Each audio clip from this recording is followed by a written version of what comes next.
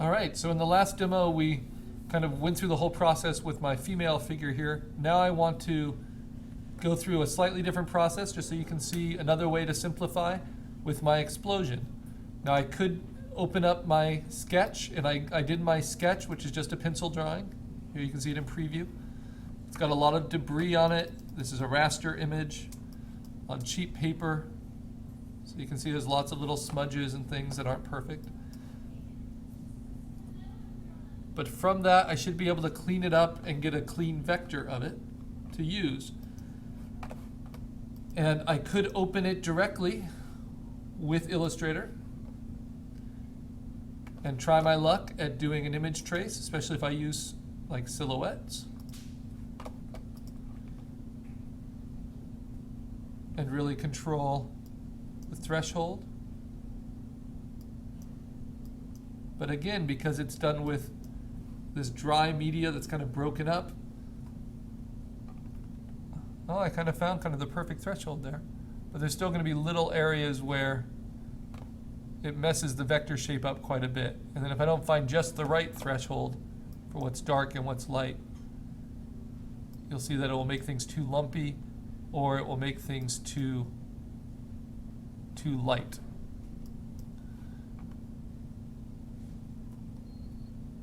Which could be an interesting effect if I'm playing with something that's a little degraded looking and looks more explosive. Which actually, this is kind of neat. So this is kind of the experiment of vectors. And there's a big movement now to have vectors that don't look so much like clean shapes. Maybe I'll play with this and save this and see it as an option. Something that runs behind. So I've already got my clear focal point.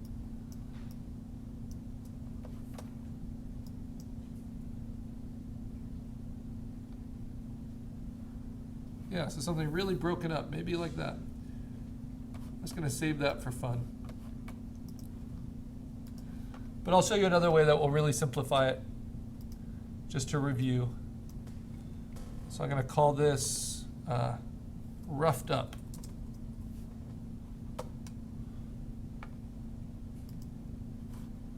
As an Illustrator file. Okay, so now, going back to this sketch, what can I do to make it better? Well, I can open it up in Photoshop, of course. But what if you don't have Photoshop and you just want to do it all with online and easy tools? Well, every computer comes with some imaging viewing, so Macs come with preview. And I can just use the preview adjust color tools to play with the levels and maximize them. Get the whites really clean and then get the blacks and the midtones to line up until it's all just solid black and white.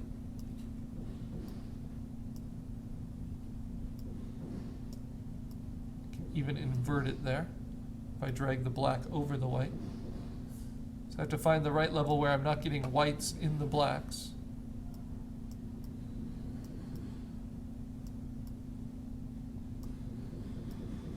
And preview is useful for this, though I would say that Photoshop's a little bit cleaner overall.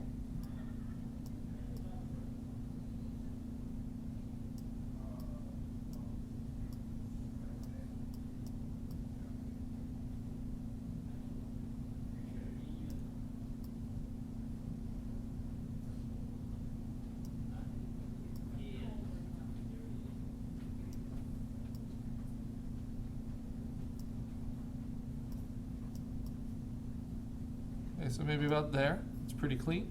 I can take the saturation all the way down, because when you do those intense level shifts, even if it's something as simple as pencils, you get kind of the blue. You can see the blue in there. It's kind of hyper saturated pixels and purples. So let me take the saturation all the way down. So it's all black and white. But you see how jagged it all is. And that would be true even if I scanned it with as an ink drawing. Might not be quite so jagged, but you'd still have those issues just because of the scanner. And then you have this final option that I like to play with called sharpness. And we can do this with Gaussian blur. I can make it, or sharpen more. I can make it sharper, but actually in this case, maybe I want to blur it a little bit so those edges aren't quite so soft. So when it traces, it's not so high resolution. Okay, so that's a good place to start. The problem is with this, I can't get rid of the white entirely. But I can save my pencils maybe, make them look like this instead. And then I can open up those pencils in Photoshop just to do this one step so I don't have to get rid of whites in Illustrator. And I'm going to select all the white, select the inverse, so it's everything but the white, duplicate it onto its own layer, turn off that background layer, and now I have just those clean black and soft gray outlines on a blank background. I'm going to save this as a PNG test.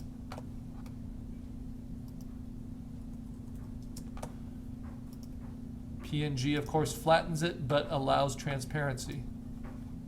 Also allows it to be uploaded online. And once that's done, I can close it. I don't need to make a save to the Photoshop file. I'm done with Photoshop for the time being. Now, I take this PNG, and I'm going to go to that site that we went to before, the Vector Magic site.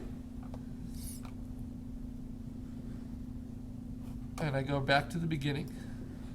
Sis? There you are.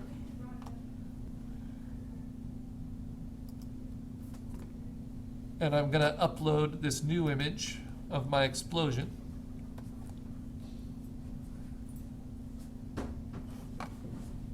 So I find my test image, which is in my documents. Always good to be well organized. Assignment 9, here it is. Open that up. I'm going to hand pick the settings. Need to make it smaller. That's actually something you can do in preview as well. I forgot that for last time too.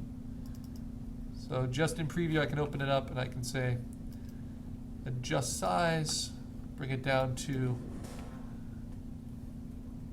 200 pixels or so. This is going to soften it as well, which is actually going to help the simplification. So now when I bring it in, it will be able to work with it really easily.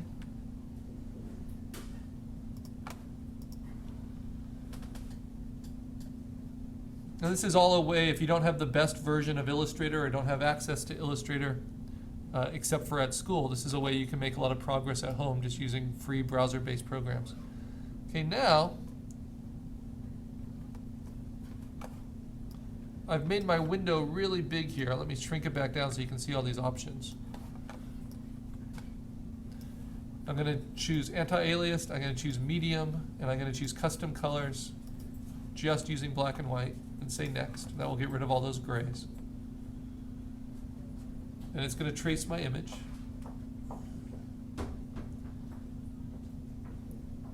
And if you buy this program, you are able to output the image as a EPS. I think it's about a $200 program. But if you just want to do a screen grab of their preview, that's what I like to do.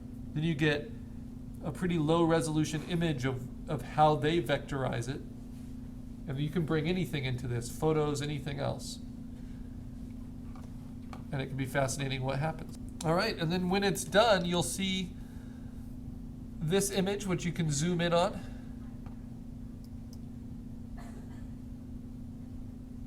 And it converts it to a vector, and you'll see that they're actually pretty smooth, pretty nice. None of that raggedy edge that we had from our sketch. But you will have little things that are a little off. But we're not done simplifying it yet.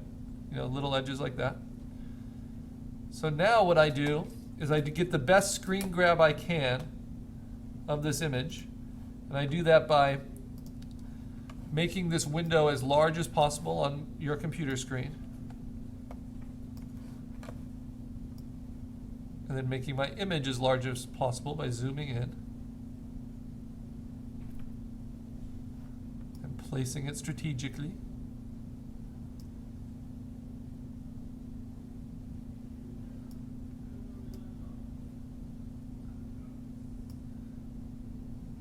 And it's just an easy way to simplify and try to get really to the heart of your idea.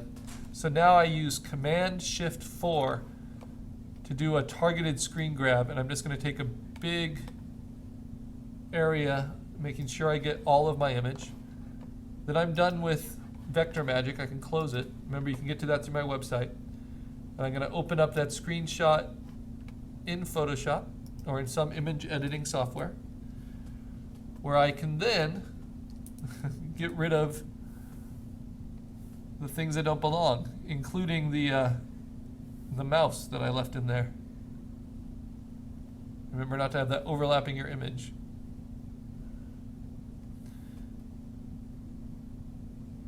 Now, you can play with Vector Magic and with live tracing for color images as well, but they don't do nearly as well as just pure black on white. So that's always a good place to start. Soon we'll be learning how to color within Illustrator, and that has a lot of great advantages too.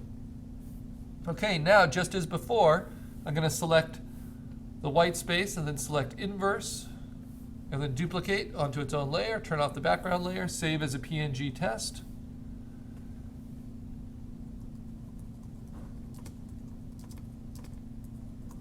And now I'll take this, which has already been vectorized once, and then re-rasterized by my screen grab, and I'm going to vectorize and trace this in Illustrator. And it's already gotten rid of some of the little things that didn't work very well, right? Just by nature of being a screen grab. So it's already pretty clean. There's just a few areas that aren't.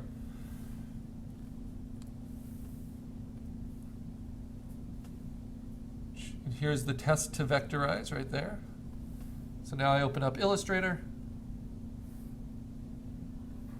There it is.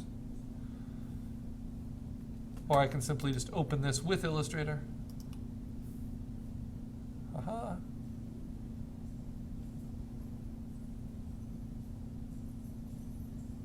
And then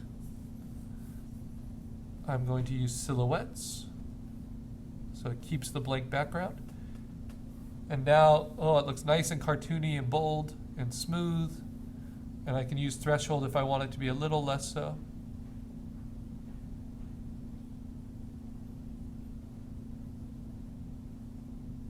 But remember, you need this to read from multiple scales. The size of a postage stamp, the size of a poster, it should always read clean. So that looks pretty good. So don't let your line work be too thin. All right, and now I have my vector, and so much smoother than where I started without having to do anything except run it through these different programs. And now you get to cleaning it up. So little things. And if I want the artboard to fit the whole image, I just go to Artboards, click on its settings, and scroll up to where it says Fit Artwork Bounds. Say OK. And then I like it to fit a little bit within the artboard, so I select all under Layers, and then hold down Shift and Option to center it. With a little bit of space. And now I can work on cleaning this up, and then I'll have both vectors I want to combine for my logo clean and ready to go.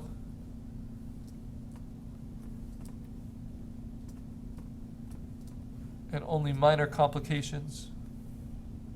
Like here, I'll need to break that connection so I can edit it as individual paths. Luckily, I have the tools to make that very easy.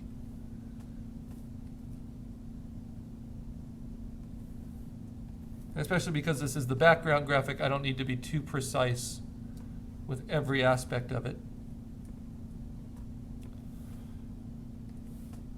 But whenever I have to turn one shape into two shapes, I have to cut it with the eraser first. And if I wanted the eraser to be smaller, I would make the whole image a lot bigger so that the eraser head stays static. Because remember, these aren't pixels, these are just vector shapes. But instead of doing that, I'm just redrawing more of it.